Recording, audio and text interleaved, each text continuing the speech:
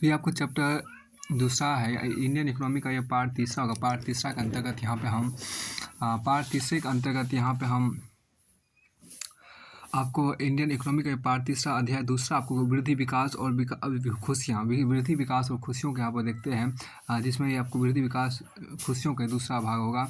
और यहाँ पार्ट तीसरा आप जो देखिए वीडियो का। और 11वीं 20वीं देखिए 11वीं से 20वीं पदों 11 से 20वीं ईस्वी देखिए 11 से 20वीं पदों वाले कोष्ठकों में उनके वर्ष 2019 के पद दिए गए। इस प्रकार देखिए, इस प्रकार है 11वां कनाडा, 11वां कनाडा, 9वां 12वां ऑस्ट्रेलिया, 11वां 13वां आपके यहाँ क्या यहाँ देखिए कोस्टा रिका ये उतना ज़्यादा इम्पोर्टेंट नहीं। आगे चलिए विश्व के 3 देखिए यहाँ पर क्या विश्व के 3 सबसे खुशहाल देश। विश्व के 3 सबसे खुशहाल देश आपको जिम्बाब्वे 191, विश्व के 3 सबसे खुशहाल देश जिम्बाब्वे 191, दक्षिणी सूडान 152 था, अफगानिस्तान 153वें पदों पर है। भारत संबंध देखिए इंडियन स्पेसिफिक हाईलाइट, देखिए भारत संबंध इंडियन स्पेसिफिक हाईलाइट यहाँ देखिए इसमें जो आपको कहा उसमें देखिए क्या कि भारत का पद 122वां है। वर्ष 2019 की रिपोर्ट वर्ष 2019 की रिपोर्ट से 4 पद नीचे भारत के पद में लगातार ह्रास देखा गया। वर्ष 2013 की रिपोर्ट में जहां भारत 111वें पद पर था, 2015 में गिरकर 117वां हो गया। इस प्रकार भारत का पद 2016 में 118वां, 2017 में 122 था, 2018 में 133वां, 2019 में 140वां था। हालांकि पद ह्रास विश्व के कई विकसित देशों में हुआ, आर्थिक नहीं सामाजिक कारणों से। देखिए भारत का पद इसके पड़ोसी देशों की तुलना में निम्न रहा। पाकिस्तान 86वां, नेपाल 92वां, बांग्लादेश 107वां, श्रीलंका 130वां। देखिए ब्रिक्स के सभी देशों के पद भारत से बेहतर है। ब्राजील 32वां, रूस 73वां, चीन 54वां और दक्षिण अफ्रीका 109वां। भारत विश्व के सबसे कम खुशहाल देशों यथा अफगानिस्तान, दक्षिण सूडान, जिम्बाब्वे, रवांडा,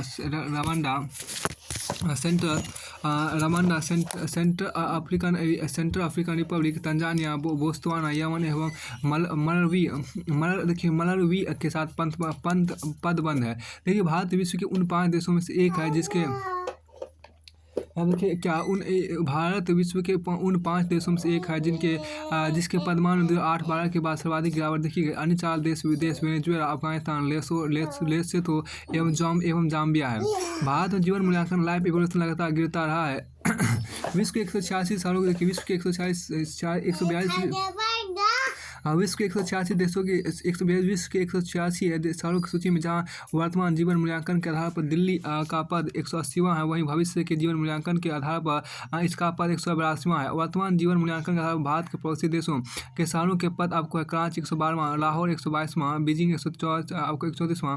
चलिए आपको उतना जरूरत नहीं, आगे चलिए इसमें अब की विशेष फोकस यहाँ बात करते हैं कि इस वर्ष यहाँ पे जो कहा गया इस वर्ष की रिपोर्ट क्या फोकस इस वर्ष मतलब ये इस वर्ष की रिपोर्ट का फोकस पर्यावरण पर यथा हमारे सामाजिक नगरी एवं प्राकृतिक वातावरण माहौल का हमारी खुशहाली पर कैसा प्रभाव पड़ता है।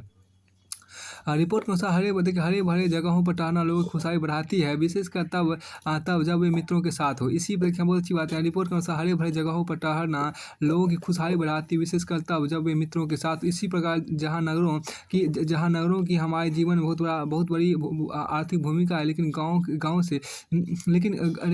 गाँव से इनकी तरफ हो रहे प्रवासन माइग्रेशन के कारण संसाधनों पर पड़ने वाले दबाव को भी समझना जरूरी है। इस बार रिपोर्ट द्वारा पहली बार न सिर्फ विश्व के चुनिंदा शहरों को पद दिया गया है, बल्कि किसी देश के नगरीय एवं ग्राम जीवन की खुशहाली का भी अध्ययन प्रस्तुत किया गया है। आर्थिक विकास देखें कि आर्थिक विकास के पायदान निचले स्तरों के देशों में आमतौर पर देखा गया कि नगरीय जीवन खुशहाली देश की औसत खुशहाली से बेहतर है, लेकिन उच्च आय वाले देशों का नगरीय जीवन वहाँ के गाँव के जीवन से न सिर्फ बदतर है बल्कि कई बार ऋणात्मक भी है। इस प्रकार खुशहाली की तलाश गाँव में करना ज़्यादा बेहतर है। अब हम देखिए शहरों के पद, यहाँ देखिए क्या शहरों के जो पद है, देखिए शहरों के पद रैंक ऑफ सिटीज़ की बात यहाँ करते हैं। देशों के अतिरिक्त इस बार की रिपोर्ट में पहली बार विश्व के चुनिंदा शहरों को पद चिन्हित किया गया है। हेलसिंकी फिनलैंड की राजधानी विश्व का सबसे खुशहाल शहर। इस बात में कोई आश्चर्य नहीं होना चाहिए, क्योंकि शहरों के पद देशों के पद से संबंधित और समरूप हैं। फिनलैंड देखिए, विश्व खुशहाली रिपोर्ट के प्रकाशन के आरंभिक वर्षों में फिनलैंड का विश्व के सबसे खुशहाल चुनिंदा देशों में शामिल किया जाना कुछ बहस एवं आलोचना का विषय रहा था। यह बात इस कारण और भी समाचारों में रही क्योंकि वृहत वनों एवं हजारों झीलों समेत इस 55 लाख की जनसंख्या वाले इस देश के आम लोग न सिर्फ शांति पसंद है, शांति पसंद एवं एकाकी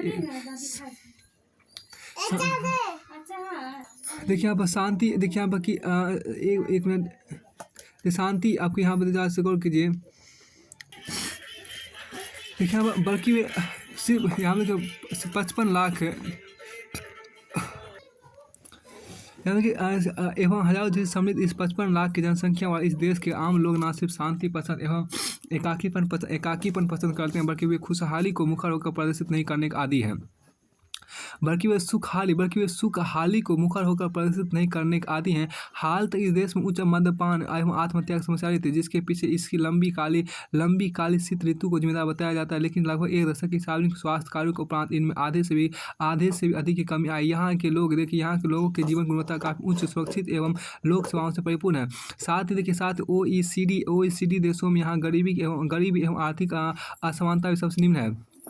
कोरोना वायरस देखिए, चूंकि इस रिपोर्ट के आंकड़े 2018 और 2019 में एकत्रित किए गए थे, अतः इस पर कोरोना वायरस के फैलाव को रोकने के लिए विश्व के देशों द्वारा लगाए गए प्रतिबंधों एवं लॉकडाउन का कोई प्रभाव नहीं पड़ा है। लेकिन रिपोर्ट को जारी करते समय इसके संपादकों द्वारा इससे जुड़ी कुछ दिलचस्प टिप्पणियाँ कॉमेंट्स की गई है।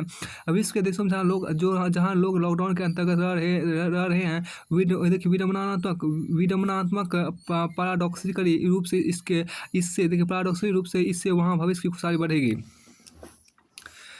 देखिए, लोग अपने पड़ोसियों की मदद करने के लिए आगे आने की स्थिति में आश्चर्य के साथ खुशहाली का अनुभव करते हैं। यह खुशहाली के बढ़ने का संभव विकल्प विश्लेषण है। इस सिलसिले में रिपोर्ट के एक संपादक जेफरी सेचर्स ने कहा कि वर्तमान में कोरोना वायरस के प्रति इन देशों की खुशहाली या इसकी स्वास्थ्य सुविधाएं टीके कार्य नहीं करेगी, अपितु इस आपदा के समाधान के लिए यहाँ सामाजिक दूरी, स्वचयनित एकांत तथा संगरोध क्वारंटाइन पर ध्यान देने के साथ साथ मजबूत सरकारों एवं प्रभावी कार्यान्वयन की आवश्यकता है। एकांत में रह रहे लोगों के स्वास्थ्य कर्मी का अभिवादन करने के अपने बरामदों पर आना इस समाज के सामाजिक सहयोग का प्रतीक है। जिस देश की सामाजिक बनावट फैब्रिक मजबूत नहीं होती, वहाँ भय, निराशा एवं क्रोध के कारण ऐसी आपदाएं खुशहाली को न्यून करती है। इस रिपोर्ट के निष्कर्ष रूप में इसके कुछ संपादकों की टिप्पणियों को उदित करना ज़्यादा बेहतर होगा। जेफरी सेचर्स सामाजिक सहयोग, सामाजिक विश्वास, ईमानदार सरकार, सुरक्षित वातावरण एवं स्वस्थ जीवन को खुशहाली के लिए हर बार जिम्मेदार पाया गया है। लोगों का जीवन किन बातों से खुशहाल होता है, इसकी समझ के लिए विश्व के नीति निर्माणकर्ताओं को विश्व खुशहाली रिपोर्ट ने काफी महत्वपूर्ण दिशा निर्देश दिए हैं। इसके विपरीत संयुक्त राज्य अमेरिका की स्थिति काफ़ी अराजक है, चेओटिक है। जो इस देश की सरकार के प्रति निम्न विश्वास एवं निष्पादन का घोतक है, तथा यह देश आपदाओं के निम्न रूप से तैयार दिखता है। जॉन हेलीवेल देखिए, विश्व के सबसे खुशहाल देश वे हैं जहाँ लोगों में संबंध होने का ऐसा सेंस ऑफ बिलोंगिंग है तथा उनमें से एक दूसरे पर विश्वास भरोसा है और वे साझा संस्थानों का आनंद एंजॉय लेते हैं। ऐसे देशों में न सिर्फ समुत्थान शक्ति रेजिलियंस अधिक है, बल्कि इसका साझा भरोसा जीवन की कठोरता एवं असमानता को न्यून करता है। अब खुशहाली का अर्थ देखा था, मीनिंग ऑफ हैप्पीनेस। खुशहाली शब्द के जटिल अर्थ वाला इसका उपयोग हल्के तरीके से नहीं किया जाता। खुशहाली मनुष्य मात्र की आकांक्षा है जो कि सामाजिक प्रगति का पैमाना भी बन सकता है। तब भी क्या दुनिया के भर के देशों के लोग खुश हैं? अगर नहीं तो इसके लिए और क्या किया जा सकता है? सही माप की कुंजी खुशहाली। देखिए, सही माप की कुंजी खुशहाली शब्द के अर्थ में ही नहीं। देखिए, WHR 2013 के अनुसार समस्या है खुशहाली शब्द का उपयोग दो अर्थों में किया जाता है। पहला, एक भाव इमोशन के रूप में क्या आप कल खुश थे। एक मूल्यांकन इवेल्युएशन के रूप में क्या आप अपने जीवन से खुश हैं। यदि विभिन्न व्यक्तियों से इन दो अलग प्रश्नों के बारे में पूछा जाए तो उत्तरों से खुशहाली के पैमाने का पता लगाना मुश्किल होगा। सामाजिक प्रगति का पता लगाने के व्यक्तियों के खुशहाली संबंधी उत्तरों के भाव में अस्थायी परिवर्तन से कुछ अधिक जानकारी मिल सकेगी, अथवा निर्धन व्यक्ति जो खुशहाली की अभिव्यक्ति भावनाओं के रूप में करता है, समाज की निर्धनता से लड़ने के संकल्प अथवा इच्छा शक्ति को ही जाने अनजाने समाप्त कर सकता है। सौभाग्य से खुशहाली सर्वेक्षणों से सौभाग्य से खुशहाली सर्वेक्षण के उत्तरदाता सौभाग्य से खुशहाली सर्वेक्षण के उत्तरदाता भ्रमित करने वाली ऐसी गलतियां नहीं करते। दोनों ही देखिए, दोनों ही विश्व की खुशहाली रिपोर्ट ने यह दर्शाया कि दोनों ही विश्व की खुशहाली रिपोर्ट ने यह दर्शाया है कि उत्तरदाता खुशहाली एक भावना था, एक जीवन संतुष्टि के अर्थ में खुशहाली में अंतर की पहचान रखते हैं। इन प्रश्नों के उनके उत्तर भी बिल्कुल अलग रहे हैं। अत्यंत गरीब व्यक्ति भी एक समय विशेष में भावनात्मक रूप से खुद को खुशहाल कर सकता है, जबकि समग्र रूप में जीवन के प्रति अपनी धारणा के बारे में उसकी खुशहाली का स्तर बहुत कम हो सकता है। वास्तव में देखिए, आप क्या वास्तव में जो लोग अति निर्धनता में जीवन जी रहे हैं उनके समग्र रूप में जीवन के प्रति खुशहाली का स्तर बहुत नीचे होता है। ऐसे उत्तरों से समाज को निर्धनता की स्थिति समाप्त करने के तत्पर होना चाहिए। अब विश्व खुशहाली प्रतिवेदन WHR 2015 व्यक्ति पर कुशलता सब्जेक्टिव वेलबींग जीवन मूल्यांकन जीवन संतुष्टि तथा समग्र रूप में जीवन से खुशहाली अथवा खुशी के प्राथमिक पैमानों पर आधारित है। इसी प्रकार खुशहाली दो बार सामने आते, एक बार भावनात्मक प्रतिवेदन के रूप में तथा एक बार जीवन मूल्यांकन के भाग के रूप में। दोनों ही अर्थों में खुशहाली की प्रवृत्ति और कारणों के बारे में विचारणीय प्रमाण प्रस्तुत करते। पृष्ठभूमि बैकग्राउंड की बात करते। जुलाई 2011 में संयुक्त राष्ट्र आम सभा ने एक संकल्प पारित किया, इसने सदस्य देशों को अपनी जनता की खुशहाली अथवा सुखानुभूति मापने का आमंत्रित किया और इसका उपयोग जन नीतियों को निर्देशित करने के कहा। और इसका उपयोग आपको जन नीतियों को निर्देशित करने का कहा। इसके पश्चात अप्रैल 2012 में संयुक्त राष्ट्र में खुशहाली एवं कुशलता पर एक उच्च स्तरीय बैठक आयोजित की गई, जिसकी अध्यक्षता भूटान के प्रधानमंत्री ने की। उसी समय प्रथम विश्व खुशहाली रिपोर्ट 2012 प्रकाशित हुई। इसके कुछ महीने बाद खुशहालता मापने का अंतर्राष्ट्रीय मानदंड के रूप में OECD मार्गदर्शक गाइडेंस आए। खुशहाली के विचार की पूरा कल्पना देखिए। यहाँ पर मानवता के यहाँ पर क्या की देखिए, मानवता के सुखमय जीवन न केवल संतों, फकीर और दार्शनिक बल्कि अर्थशास्त्रियों का भी लक्ष्य रहा है। अर्थशास्त्र में जितने भी साहित्य उन्नति वृद्धि तथा विकास पर वो अंततः मानव जीवन अधिक सुख और आनंद लाने के लक्षित है। समय के देखिए यहाँ पर समय के साथ साथ अलग अलग विचार सामने आते रहे। इस अत्यंत आत्मपरक शब्दावली खुशहाली अथवा आनंद की व्याख्या करते हुए अंत मानवता आज यहाँ तक पहुँची है। देखिए, एक समय ऐसा भी आया जबकि विद्वानों और विश्व नेताओं ने यह चरम प्रश्न उठाया क्या आज हम अधिक खुशहाल और पूरी दुनिया में इसकी जांच परीक्षा के पश्चात संयुक्त राष्ट्र संकल्प 2011 आया, जिसमें सदस्य देखिए यहाँ पर जिसमें सदस्य देशों का आह्वान किया गया है वे अपने लोगों की खुशहाली के स्तर को मापे और इसी आधार पर जन नीतियों के निर्माण करें। WHR 2012 एक रोचक और आंखें खोलने वाला दस्तावेज। आने वाले समय में नीति निर्माताओं के बीच जो बदलाव अपेक्षित है उन्हें समझने के प्रथम WHR के कुछ विचार को समझना श्रेयस्कर होगा। देखिए यहाँ पर यह चरम विरोधाभासों का युग है।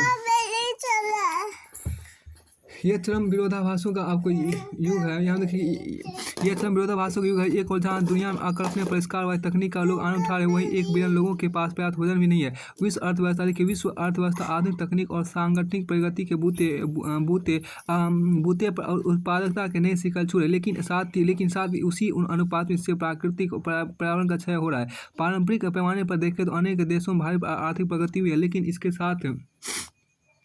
लेकिन इसके साथ आधुनिक जीवन मोटापा, धूम्रपान, मधुमेह, अवसाद आदि व्याधियां बढ़ रही है। देखिए, बुद्ध और सुकरात जैसे संतों महात्माओं ने मानवता को बार बार आगाह किया था कि केवल भौतिक उपलब्धि हमारे आंतरिक आवश्यकताओं की पूर्ति नहीं कर सकती। केवल भौतिक उपलब्धि हमारे आंतरिक आवश्यकताओं की पूर्ति नहीं कर सकती। भौतिक वस्तुओं का उपयोग मानवीय आवश्यकताओं, विशेषकर कष्टों को दूर करने, सामाजिक न्याय तथा आनंद की प्राप्ति के लिए किया जाना चाहिए। WHR 2012 अमेरिका विश्व की आर्थिक महाशक्ति के बारे में एक उदाहरण प्रमुखता से प्रस्तुत करता है, जिसने पिछली आधी सदी के दौरान उच्च आर्थिक और तकनीकी प्रगति की है, लेकिन नागरिकों के आत्म प्रतिवेदित सेल्फ रिपोर्टेड प्रसन्नता बिना कोई वृद्धि किए जो वहाँ विद्वान आज की निम्नलिखित गंभीर चिंताओं से प्रकट होता है। पहला, अनिश्चितता एवं चिंता चरम पर। दूसरा देखिए, सामाजिक और आर्थिक असमानता में भारी वृद्धि। अब तीसरा यहाँ पर क्या देखिए आपको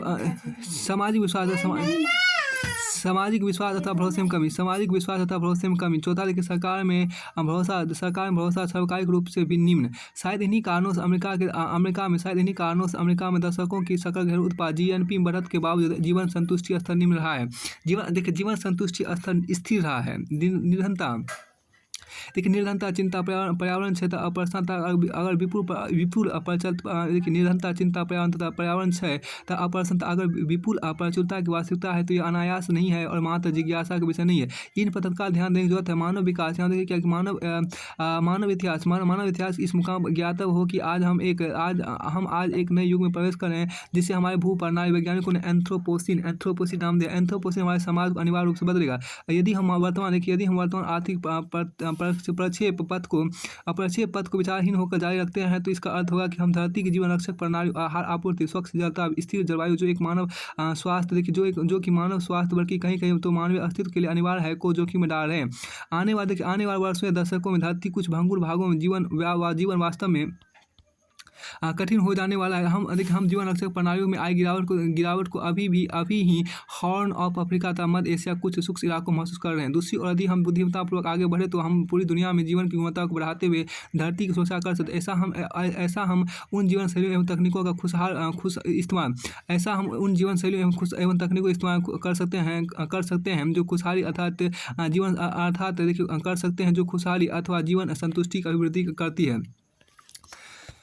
देखिए दूसरी ओर पर्यावरण को मानव समाज में हुई क्षति को भी कम कर सकती। कल्याण, वेलबींग और सामाजिक समावेशिता तथा पर्यावरणीय धारणता में एक शब्दावली बनी है, धारणीय विकास, सस्टेनेबल डेवलपमेंट। निष्कर्ष रूप में इसमें संदेह नहीं, खुशहाली की खोज धारणीय विकास की खोज से अत्यंत सघन रूप से जुड़ी हुई है। देखिए चौथा में एक निर्धन समाज में भौतिक उपलब्धि की चाह का विशेष आधार जरूरत बनता है। तो उच्चतर घरेलू आय अथवा उच्च प्रति व्यक्ति सकल घरेलू उत्पाद अथवा उच्च देखिए यहाँ पर क्या उच्चतर घरेलू आय अथवा उच्च प्रति व्यक्ति सकल घरेलू उत्पाद निर्धनों के जीवन स्तर में सुधार को रेखांकित करता है। निर्धन लोग अनेक प्रकार की वंचनाओं का संकट झेलते हैं। अपर्याप्त आहार आपूर्ति, आयप्रद रोजगार, स्वास्थ्य सेवा तक पहुँच, सुरक्षित आवास, सुरक्षित जलता, स्वच्छता एवं शैक्षिक अवसर। एकदम निचले स्तर पर आय वृद्धि से निश्चित रूप से मानवीय कल्याण की स्थिति सुधारती है। एकदम निचले स्तर पर आय वृद्धि से निश्चित रूप से मानवीय कल्याण की स्थिति सुधरती है। अरे इसमें आशा नहीं कि अपनी अल्प आय वृद्धि से निर्धन लोग बढ़ती संतुष्टि की अभिव्यक्ति करते हैं। इसमें आशा नहीं कि अपनी अल्प आय वृद्धि से निर्धन लोग बढ़ती संतुष्टि की अभिव्यक्ति करते हैं। और आय वर्ण क्रम इनकम स्पेक्ट्रम देखिए यहाँ पर देखिए आय वर्ण क्रम के विपरीत आय वर्ण क्रम के विपरीत छोर पर उच्च आय वर्ग के अधिकतर लोगों द्वारा मूलभूत वंचनाओं को पराजित कर लिया गया है। उनके पास दैनिक जरूरतों के लिए पर्याप्त भोजन है, आवास, मूलभूत सुविधाएं जैसे स्वच्छ जलता, स्वच्छता, वस्त्र आदि है। वास्तव मूलभूत जरूरतों के ऊपर उनके पास सुविधाओं का अधिक है। देखिए समृद्धि की दशाओं ने स्वयं अपने लिए फंदे तैयार कर लिए हैं। देखिए सबसे महत्वपूर्ण बात यह है कि समृद्ध लोगों की जीवन शैली से निर्धन लोगों के अस्तित्व के लिए जोखिम पैदा होता है। सबसे महत्वपूर्ण बात यह है कि समृद्ध लोगों की जीवन शैली से निर्धन लोगों के अस्तित्व के लिए जोखिम पैदा होता है। मानव प्रयासों जलवायु परिवर्तन पहले ही निर्धन क्षेत्रों के तहदीर ला रहा है, इससे जीवन भी खतरे में पड़ रहा है। देखिए एवं आजीविका भी छीन रही। यह स्थिति बता रही है कि संपन्न लोग उन लोगों निर्धनों से इतने अलग होते हैं कि जिनके अस्तित्व को वे जोखिम में डाल रहे हैं। उनमें व्यवहारिक अथवा नैतिक रूप से अपने व्यवहार के प्रति कोई दायित्व बोध नहीं होता कि उसका प्रतिकूल प्रभाव कितना गहरा है। समृद्धि के साथ विपत्तियां और समस्याएं भी आई है। समृद्धि के साथ विपत्तियां और समस्याएं भी आई है, जैसे मोटापा, वयस्क, मधुमेह, तंबाकू जनित रोग, खान पान गड़बड़ियाँ, मनोवैज्ञानिक गड़बड़ियाँ, शॉपिंग, टीवी तथा जुए की आदत, ये सब विकास की अवस्था और गड़बड़ियों के उदाहरण है। उसी प्रकार समुदाय की क्षति, सामाजिक भरोसे में कमी तथा आधुनिक भूमंडलीकृत अर्थव्यवस्था की लहर से उपजी चिंता, बेरोजगारी का खतरा अथवा स्वास्थ्य बीमा से अनुबंधित बीमारियां अमेरिका से दुनिया के अनेक देशों में आदि जीवन को दुर्भर बना रहे हैं। यहाँ देखिए क्या कि उच्च औसत आय से हमेशा औसत कल्याण का स्तर ऊंचा नहीं किया जा सकता। इसका सटीक उदाहरण अमेरिका है, जैसा कि प्रोफेसर रिचर्ड स्टर्लिन ने गौर किया कि जहाँ सकल प्रति व्यक्ति राष्ट्रीय उत्पाद 1960 से 3 के कारक में बढ़ी है, जबकि औसत प्रसन्नता की माप पिछली आधी सदी से अपरिवर्तित रही है। अमेरिका के बढ़ते उत्पादन से पर्यावरण की व्यापक क्षति हुई है, खासकर ग्रीन हाउस गैसों तथा मानव प्रेरित जलवायु परिवर्तन के माध्यम से और तब भी अमेरिकी लोगों के कल्याण का असर बढ़ा नहीं। इस प्रकार हमारे पास कुशलता का अल्पकालिक लाभ बनाम दीर्घकालिक पर्यावरणीय लागत का देखिए इस प्रकार हमारे पास कुशलता का अल्पकालिक लाभ बनाम दीर्घकालिक पर्यावरणीय लागत का कोई ट्रेड ऑफ नहीं। हमें अल्पकालीन लाभों को ऑफसेटिंग के बिना भी पर्यावरण की क्षति सहनी है। स्टर्लिन ने अमेरिका में यह विरोधाभास उजागर किया कि किसी भी समय धनी निर्धनों से अधिक खुश हैं, लेकिन कुल मिलाकर समाज में संपन्नता आने के बाद भी प्रसन्नता नहीं बढ़ी। ऐसा चार कारणों से हुआ। पहले व्यक्ति अपनी तुलना दूसरों से करते हुए उस समय खुशहाल रहते हैं जब सामाजिक अथवा आय के सोपान पर ऊंचे स्थान पर रहते हैं, और सभी के साथ ऊंचाई पर आने पर भी उनकी सापेक्षिक स्थिति अपरिवर्तित रहती है। अब देखिए लाभों में समान हिस्सेदारी नहीं की गई, बल्कि वे अधिक लाभ में रहे जो आय तथा शैक्षिक वितरण में शीर्ष पर थे। अन्य सामाजिक कारकों को देखिए असुरक्षा, सामाजिक भरोसे में कमी, सरकार के प्रति भरोसे में कमी ने उच्च आय के लाभों को महसूस नहीं होने दिया। देखिए डी, जब व्यक्तियों की आय बढ़ती है तो उनकी खुशहाली में एक आरंभिक उछाल आता है, लेकिन बढ़ी हुई आय अनुकूलन के साथ ही वे खुशहाली के पुराने स्तर पर लौट आते हैं। अब साथ में यह परिघटना धनी देशों की आर्थिक वृद्धि यह परिघटना धनी देशों को आर्थिक वृद्धि प्राप्त करने के बाद उनकी खुशहाली को बढ़ाने में रुकावट बन जाती है। वास्तव में प्रति व्यक्ति सकल घरेलू उत्पाद जीडीपी में सतत वृद्धि ही खुशहाली का रास्ता है। इस फॉर्मूला पर संदेह करने के सामान्य कारण भी है, जबकि उच्च आय कुछ हद तक खुशहाली की वृद्धि कर सकती है। उच्चतर आय की आकांक्षा वास्तव में व्यक्ति की खुशहाली को कम कर देती है। दूसरे शब्दों में अधिक पैसा होना अच्छा हो सकता है, लेकिन इसके लिए लालयित रहना उचित नहीं हो सकता। याद रखिए मनोवैज्ञानिकों ने बार बार देखा है कि उच्च आय के लिए उच्च प्रीमियम चुकाने वाले लोग समय तक कम सुखी होते हैं, जबकि उनके मुकाबले में वे व्यक्ति अधिक सुखी होते हैं जो उच्चतर आय की लालसा नहीं रखते। और अरस्तु और बुद्ध ने मानवता को उपदेश दिया था कि वह एक और तपश्चर्या और दूसरी ओर भौतिक समृद्धि की लालसा के बीच मध्यम मार्ग का अनुसरण करें। एक और समस्या है कि नई भौतिक आवश्यकताओं के अनुव्रत विज्ञापनों के माध्यम से, जिनमें शक्तिशाली रूपकों के साथ ही प्रलोभन के अन्याय साधनों का साधनों का उपयोग किया था। चूंकि ये रूपक और बीम विधान हमारे उपयोग के समस्त डिजिटल उपसंस्करणों पर उपलब्ध है।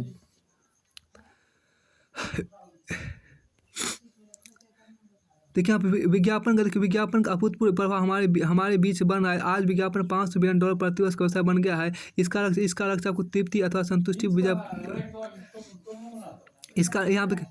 इसका लक्ष्य को तृप्ति अथवा संतुष्टि पर विजय पाना, आवश्यकताओं और लालसाओं का सतत सृजन करके विज्ञापनकर्ता एवं विपणनकर्ता इसके लिए लोगों की मनोवैज्ञानिक कमजोरियों एवं अचेतन में पड़ रही इच्छाओं का लाभ उठाते हैं। सिगरेट कैफीन चीनी तथा ट्रांस सभी लालसाएं पैदा करने चीज़ें हैं। अगर इन्हें सीधे व्यसन के नाम भी माने तो भौतिक विधान को लगातार साफ दिखाकर फैशन को बेचा जाता है। भौतिक विधान को लगातार साफ दिखाकर फैशन को बेचा जाता है। उसी प्रकार विभिन्न उत्पादों को उच्च सामाजिक स्थिति से ना कि वास्तविक जरूरतों से जोड़कर दिखाया और बेचा जाता है। अब के धनी बनकर सुखी बनने के चिंतन को आज की सीमांत उपयोगिता के ह्रास के नियम से भी चुनौती मिलती है। देखिए जिसके अनुसार एक निश्चित बिंदु पर उपलब्ध लाभ बहुत कम छोटे होते हैं। इसका अर्थ यह हुआ कि निर्धन लोग आय में कुछ डॉलर का इजाफा होने पर ही धनी लोगों से अधिक खुशहाल या सुखी होते हैं। यह एक बेहतर कारण है जिसके चलते OECD देशों में कर एवं हस्तांतरण प्रणाली कैश एंड ट्रांसफ़र प्रणाली ट्रांसफ़र सिस्टम इस प्रकार बन गए कि जिससे कैश एंड ट्रांसफ़र सिस्टम इस प्रकार बन गए कि जिसके उच्च आय वाले परिवारों से राशि वसूला जाता है और निम्न आय वाले परिवारों में उसका हस्तांतरण कर दिया जाता है। दूसरे तरीके से देखें तो घरेलू आय में असमानता कुल कर एवं हस्तांतरण net of tax and transfer प्रणालीगत रूप में पहले के करों एवं हस्तांतरण बिफोर टैक्स एंड ट्रांसफ़र से निम्न या कम होता है। अब देखिए 10वां देखिए पश्चिमी अर्थशास्त्र का सतत जीएनपी वृद्धि का तर्क मानवता के ऐसे विजन से निर्मित है जो संतों उपदेशकों विवेक मनोवैज्ञानिकों के शोध तथा विज्ञापनकर्ता के अभ्यास के विरुद्ध खड़ा है। ठीक, अर्थशास्त्री मानते हैं व्यक्ति तर्कसंगत निर्णय करता होते हैं जो जानते हैं कि उन्हें क्या चाहिए और उसे अपने निर्धारित बजट में कैसे प्राप्त करना है। व्यक्ति अपना ही ध्यान रखते हैं और अपने द्वारा किए उपभोग से आनंद प्राप्त करते हैं। एक उपभोक्ता के रूप में अपनी प्राथमिकताओं के बदलने का अंदाजा उन्हें पहले ही हो जाता है। कुछ अर्थशास्त्री तो यहाँ तक कहते हैं कि दवा व्यसनी ड्रग एडिक्टेड तर्कसंगत व्यवहार करते हैं। दवा उपयोग के शुरुआती लाभों के बाद भारी व्यसन के नुकसान को ट्रेड ऑफ करके हम यह समझते कि हमें एक भिन्न प्रकार की मानवता का मॉडल चाहिए जिसमें हम में आवेगों, भावना और तर्कसंगत सोच, अचेतन या चेतन निर्णय निर्धारण, तीव्र अथवा मंद चिंतन प्रक्रिया की एक जटिल प्रक्रिया चलती है। तीव्र अथवा मंद चिंतन प्रक्रिया की एक जटिल प्रक्रिया चलती रही। हम अनेक निर्णय भावना अथवा प्रवृत्तिगत आवेगों में लेते हैं जिन्हें बाद में सचेत विचार से तर्कसंगत बनाया जाता है। हमारे निर्णय संगतों, विधानों, सामाजिक सरंगों तथा विज्ञापनों से प्रभावित होते हैं। हम अपने अनुक्रमिक पसंदों या विकल्पों, सीक्वेंटियल कोर्स के प्रति असंगत या असमरूप हो सकते हैं, जिससे कि सुसंगत स्थिरता के मूल मानकों को हासिल करने में हम विफल रहते हैं और हम अपनी मानसिक तंत्र के प्रति भी अनजान रहते हैं, जिससे कि हम गलतियां कर बैठते। वैसनी अपने आने वाले दिनों की वेदना का अंदाजा नहीं लगा सकता। हम अभी खर्च करते जाते हैं, दिवालियेपन का परिणाम बाद में भुगतते हैं। हम अभी खर्च करते जाते हैं, दिवालियेपन का परिणाम बाद में भुगतते हैं। हम पुनः समझते हैं कि हम यह पुनः समझते हैं कि सामाजिक पशु है। हम पुनः यह समझते हैं कि हम सामाजिक पशु हैं। हम नकल करके सीखते हैं, सामाजिक परंपराओं को निभाकर खुशी हासिल करते, साथ ही समुदाय के प्रति जुड़ाव और लगाव महसूस करते हैं। देखिए मनुष्य दूसरों के दर्द को यहाँ देखिए क्या कि मनुष्य दूसरों के दर्द को महसूस करता है। हमारे अंदर मनुष्य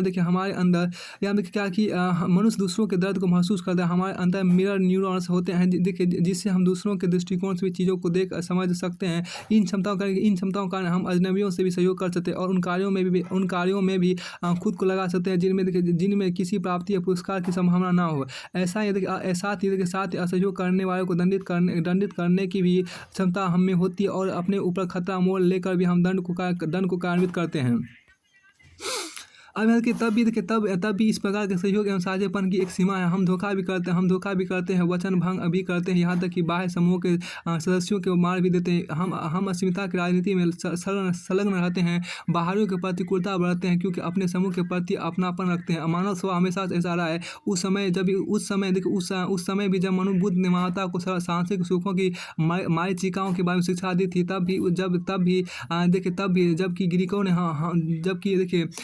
जबकि ग्रीकों ने हमें बहकाने वाले उन सायरन सॉन्ग्स के प्रति सावधान किया था जो हमें हमारे जीवन धारा से विलग कर सकते हैं।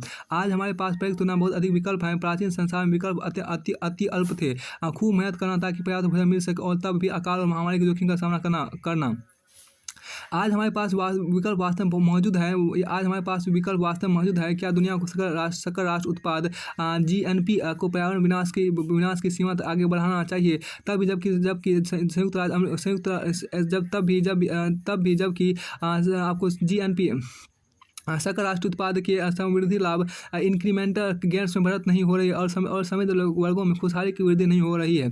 क्या हमें समुदाय और सामाजिक भरोसे की कीमत पर उच्चतर निजी आय के पीछे भागना चाहिए? क्या सरकारों को विज्ञापनों पर प्रतिवर्ष खर्च होने वाले $500 बिलियन के एक छोटे से अंश को इस काम के लिए नहीं खर्च करना चाहिए कि लोगों और परिवारों को अपनी प्रेरणा, आवश्यकताओं तथा उपभोक्ताओं के रूप में अपनी जरूरतों को बेहतर ढंग से समझने में मदद मिले? देखिए क्या हमें समाज के कुछ हिस्सों को मुनाफे की प्रेरणा से बाहर निकाल कर समाज में सहयोग भरोसा तथा सामुदायिकता को बढ़ाने के लिए काम नहीं करना चाहिए? हाल के एक विश्लेषण में फिनलैंड को स्कूली व्यवस्था की उत्कृष्टता के बारे में कहा गया कि इसे स्कूलों में सामुदायिकता तथा समानता की भावना जागृत करके हासिल किया गया है। यह अमेरिका की शिक्षा सुधार को बिल्कुल अलग है। ये अमेरिका की शिक्षा सुधार से बिल्कुल अलग है, जहाँ की शोध परीक्षा मात्र विद्यार्थियों की जाँच प्रदर्शन पर आधारित शिक्षकों के वेतन पर आपको है। आपके मानव व्यवहार की अंतर्दृष्टि देखिए इनसाइट इनटू ह्यूमन बिहेवियर देखिए। विश्व बैंक ने अपनी रिपोर्ट में विश्व विकास रिपोर्ट 2015 दिमाग, समाज और व्यवहार में कहा है कि विकास की नीतियाँ तब ज़्यादा प्रभावी हो जाती है जब उन्हें मानव व्यवहार के ज्ञान के साथ मिलाया। देखिए इसमें आगे कहा गया है कि व्यवहारपरक अर्थशास्त्र की जानकारी वाली नीति ने विकास को बढ़ावा देने और समाज के भले के लिए देखिए समाज के भले के प्रभाव से ला सकते हैं। इसमें भारत के स्वास्थ्य और शिक्षा के क्षेत्र में शिक्षा के क्षेत्र से कुछ उदाहरण दिए गए हैं। यहाँ देखिए जब कुछ चुनिंदा गाँवों में समुदाय के नेतृत्व में पूर्ण स्वच्छता CLTS कार्यक्रम शुरू किया गया, जिसमें शौचालय निर्माण पर सब्सिडी दी गई और फैलने वाली बीमारियों के बारे में बताया गया। तो खुले में शौच किया जाना बड़ी संख्या में 11% तक कम हो गया। माइक्रो फाइनेंस उपभोक्ता और उनसे पैसा वसूलने वाले समूह के बीच होने वाली मियादी बैठकों की अवधि मासिक के बजाय साप्ताहिक करने से ऋण न चुकाने के मामले में 3 गुना तक कम हो गया। शोध ने साबित किया कि जातिगत पहचान जाहिर न किए जाने पर पिछड़ी जातियों के लड़के पहलियां सुलझाने में उच्च जातियों के लड़कों के समान ही थे। लेकिन एक मिश्रित समूह जिसमें जातिगत पहचान पहले ही उजागर कर दी गई थी, पिछड़ी जातियों के लड़कों की उपलब्धियों में उल्लेखनीय जातिगत अंतर नजर आया और 23% रिपोर्ट के अनुसार परीक्षा लेने वालों की जाति पहले ही पता चल गई थी, जिससे उनका कार्य निष्पादन प्रभावित हुआ। अब देखिए इस रिपोर्ट में सिफारिश की गई रूढ़िवादी ढांचे से क्षमता में काफ़ी अंतर आ जाता है, जिससे फिर से वही रूढ़िवादिता हावी होती है और बहिष्कार का आधार बनती है। यह एक विष चक्र बन जाता है। इस चक्र को तोड़ने के तरीके ढूंढकर वंचितों को बड़े पैमाने पर भला किया जा सकता है। देखिए सामाजिक मानदंड संस्कृति और विकास social norms culture and development यहाँ देखिए। आर्थिक विकास यहाँ देखिए आर्थिक विकास न सिर्फ राजकोष से नीति मौद्रिक नीति और कराधान को सही करने पर निर्भर करता है, बल्कि इसका आधार इंसान के मनोविज्ञान, समाजशास्त्र, संस्कृति और मानदंडों में भी होता है। अर्थशास्त्र के पेशे में इसका थोड़ा विरोध हुआ, क्योंकि इसका अर्थ एक तरह से शास्त्रों को आसपास रखने का आधार देता है। 2015 की विश्व विकास रिपोर्ट WDR विकास के व्यवहारपरक और सामाजिक आधारों पर केंद्रित है और उसे अच्छी स्वीकृति भी मिली है। सरकारी दस्तावेजों सामान्यतः रुखी, अस्पष्ट, अक्सर विकास और आर्थिक क्षमता को बढ़ाने में सामाजिक मानदंडों और संस्कृति को उल्लेख नहीं करते। हालांकि अब ऐसी रचनाएं बढ़ती जा रही है जो बताती है कि सामाजिक मानदंड और सांस्कृतिक परंपरा आर्थिक क्षमता और विकास की महत्वपूर्ण अंग है। आज इसे दर्शाने में देश व्यापक शोध और लेबोरेटरी एक्सपेरिमेंट मौजूद हैं। अक्सर ही कहा जाता है कि किसी देश का विकास इसके संसाधन, मानव शक्ति और आर्थिक नीति, उदाहरण के लिए राजकोषीय और मौद्रिक नीति की दिशा पर निर्भर करता है। लेकिन इसके साथ ही सांस्कृतिक और सामाजिक मानदंड भी है जो समाज में व्याप्त है। ऐसे समाज जो निजी शराफत और विश्वास से संपन्न होता है, उन्हें यह स्वाभाविक लाभ होता है कि तीसरे पक्ष को अनुबंध और कॉन्ट्रैक्ट लागू नहीं करने पड़ते। बाहर वालों के लिए जानकारी की खास समाज विश्वसनीय यही व्यापार और कारोबार करने का काफ़ी है। विकास की इन सामाजिक कामों को आर्थिक नीतियों पर रचनाओं में पर्याप्त पहचान क्यों नहीं मिलती? इसकी एक वजह यह है कि अर्थशास्त्र की मददगार यह सामाजिक गुण कैसे हासिल किया जाए। इसे पूरी तरह समझा नहीं जा सकता। और सौभाग्य से एक नया विषय व्यवहारपरक अर्थशास्त्र बिहेवियर इकोनॉमिक्स हमें परंपरा और स्वभाव के निर्माण पर कुछ ज्ञान देने जा रहा है। देखिए उदाहरण के लिए मानी हुई बात है कि जिन भवनों और कास्थों का रख रखाव ज़्यादा साफ सुंदर किया जाता है, वहाँ लोग ज़्यादा ईमानदार और भ्रष्ट आचरण से बचने वाले होते हैं। यह लगभग इसी तरह से है कि हमारा मानसिक झुकाव हो कि हम एक अच्छे वातावरण को अपने भ्रष्ट आचरण से बर्बाद न करें। न्यूयॉर्क शहर में दीवारों से भित्ति चित्र ग्रेफिटी हटाकर और शहर की सफाई करके वहाँ अन्य चीज़ों के अलावा भारी संख्या में होने वाले अपराधों पर भी नियंत्रण पाया गया। न्यूयॉर्क पुलिस विभाग ने गुंडागर्दी रोकने और सार्वजनिक स्थलों को एस्कार करने और भीति रेखा ग्रेफिटी हटाने का फैसला लिया। शहर के सौंदर्य बोध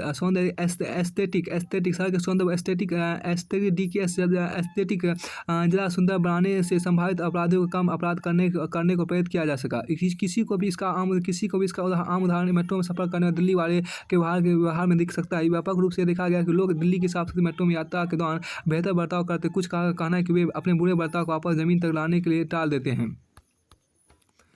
अब यहाँ पे आपको है क्या देखिए कि इस तरह समाज इस तरह इस तरह यह समाजशास्त्र के प्रभावी टूटी खिड़की ब्रोकन विंडो सिद्धांत का अनुरूप ही है। इसके अनुसार अगर हम छोटे स्तर के असामाजिक व्यवहार को नियंत्रित करने के छोटे मोटे कदम उठाते हैं तो इससे स्वाभाविक रूप से बड़े अपराध और भ्रष्टाचार के कृत्यों पर एक निरोधी असर होता है। इसके अलावा नागरिकों के कुछ सामूहिक गुणों जैसे ईमानदारी, विश्वसनीयता की असली पहचान और जागरूकता समूचे समाज को इन गुणों को अपनाने का बनाते हैं और सर्वव्यापी मुक्त के फायदे उठाने की समस्या से निजात दिलाती है। अर्थशास्त्र देखिए यहाँ पर क्या अर्थशास्त्र में इस तरह की रचनाएं बढ़ रही है जिनके अनुसार समाज अनुकूल व्यवहार जिसमें परोपकारिता और विश्वसनीयता शामिल है इंसान जन्मजात होता है और अर्थव्यवस्था को प्रभावी ढंग से चलाए रखने के लिए एक महत्वपूर्ण तत्व के रूप में काम करता है। दूसरे शब्दों में इंसानों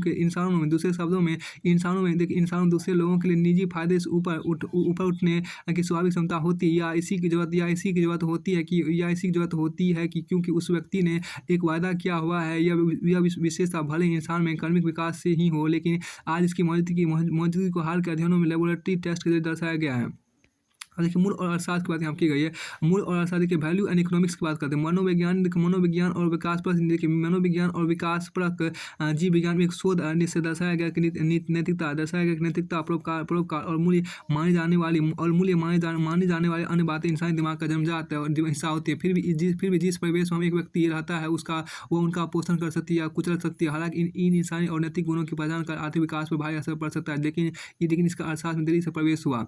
इस पर रचनाएं नई और छोटी दरअसल हाया दिखाते हैं कि समाज में कुछ अच्छे लोग होने से व्यवहार का स्तर ऊपर उठ सकता है जिससे हम कुल मिलाकर एक बेहतर समाज बना सकते हैं। इसके भी प्रमाण है कि सामाजिक मानदंड और आदतें जो पहली नज़र में किसी समाज में अंदर तक सीमाएं लगाती है अल्पकाल में ही बदल सकती है। इस तर्क से तो किसी देश के लिए सामाजिक मानदंडों को विकसित और पोषित किया जा सकता है जो अधिक सक्रिय अर्थव्यवस्था को सक्षम करे। देखिए एक देश की आर्थिक प्रगति की बात करते हुए सारा ध्यान प्रशंसा और आलोचना दोनों समय तक सरकार पर केंद्रित रहता है। हालांकि यह पहचानना महत्वपूर्ण है कि वह बहुत कुछ नागरिक समाज, सिविल सोसाइटी, फर्मों, किसान और आम नागरिकों पर निर्भर होती है। सामाजिक मानदंड और सामूहिक विश्वास जो इन पक्षों के व्यवहार को आकार देते हैं किसी देश के प्रदर्शन में महत्वपूर्ण भूमिका निभाते हैं। ईमानदारी, समयबद्धता, वायदे पूरे करने की प्रवृत्ति, भ्रष्टाचार के प्रति नजरिया ऐसी विशेषताएं हैं जो सामाजिक विश्वास और मानदंड से बनती हैं और विभाग के तरीके आदत बन सकते हैं। इसके अलावा भारत जैसे एक लोकतंत्र में सरकार क्या कर सकती है यह काफ़ी हद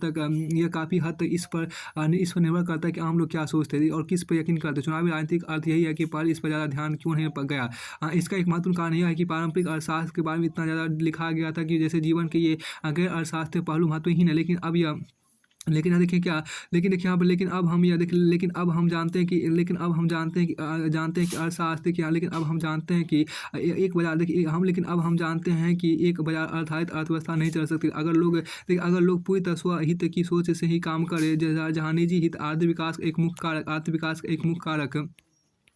हाँ, यह भी महत्वपूर्ण है कि माना जाए कि ईमानदारी, सत्यनिष्ठा और विश्वसनीयता उस सीमेंट का काम करते हैं जो समाज को बांधता है। एक समय था जब अर्थशास्त्री इन सामाजिक मानदंडों, प्राथमिकता और परंपराओं को अपरिवर्तनीय मानकर व्यवहार करते थे।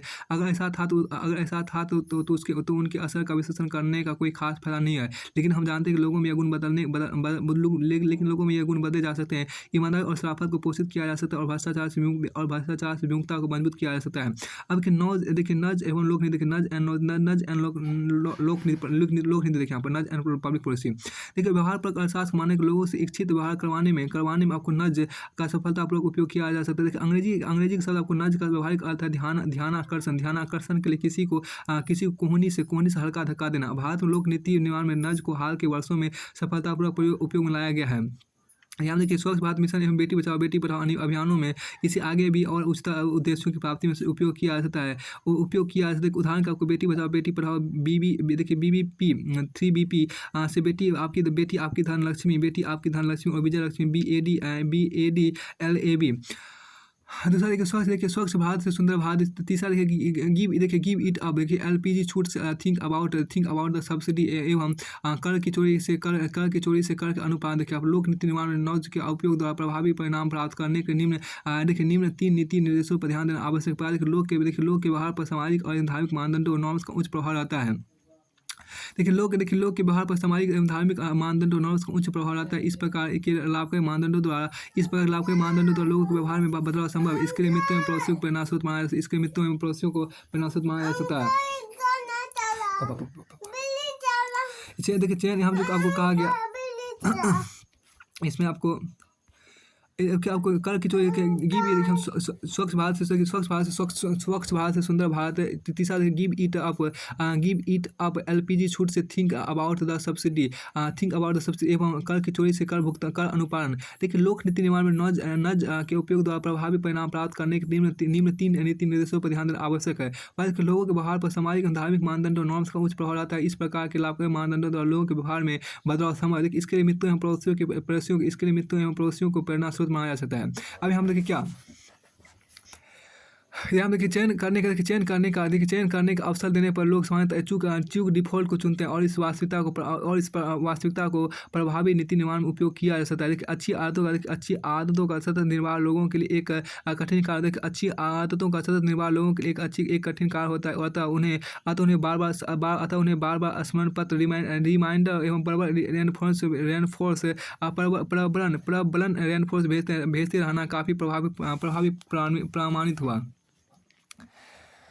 अच्छी बातों का सतत निर्वाह लोगों के लिए एक कठिन कार्य होता है। अतः उन्हें बार बार स्मरण पत्र रिमाइंडर एवं प्रबलन रेनफोर्समेंट भेजते रहना काफ़ी प्रभावी प्रमाणित हुआ है। आम लोगों की परेशानी है कि वे सरकार की नीतियों एवं योजनाओं से अपने को जोड़ पाने में असफल हो जाते हैं। नज को नीति निर्माण में सफलतापूर्वक उपयोग में लाने के लिए आवश्यक है कि हम अर्थशास्त्र को आम लोगों से जोड़े, उन्हें उन चीज़ों के माध्यम से समझाएं जिनसे उनका सामना प्रतिदिन होता है, यथा खाने की एक थाली। अब कोविड-19 डेवलपमेंट। अब तक विश्व ने आर्थिक विकास के कई वैकल्पिक प्रारूप और मॉडल्स को देखा है, जिनमें वाशिंगटन सहमति, सैंटियागो सहमति एवं बीजिंग सहमति की उच्च प्रभावशीलता रही है। विश्व ने प्रगति का जो कि सिर्फ एक मौद्रिक अवधारणा थी को बदलते हुए खुशहाली में रूपांतरित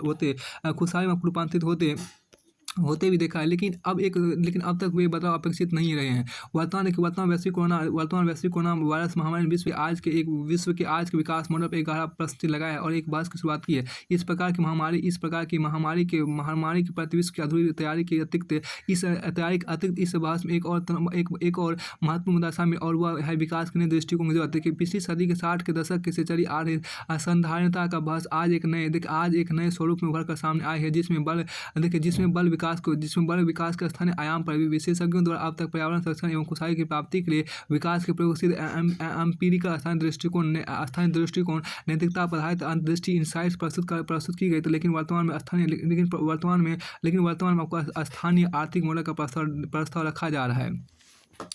यानी कि क्या विश्व में बढ़ते संसाधनों कमी, बिगड़ते पर्यावरण एवं जलवायु परिवर्तन के दिखने वाले खतरों के बीच कोविड-19 महामारी ने आम आदमी को कई मौलिक प्रश्न पूछने को विवश किया है, जिन्हें हम पूरे विश्व में सोशल मीडिया में देख रहे हैं। जिनके जीवन की आवश्यकताएं क्या है, कितना काफ़ी है, विशिष्ट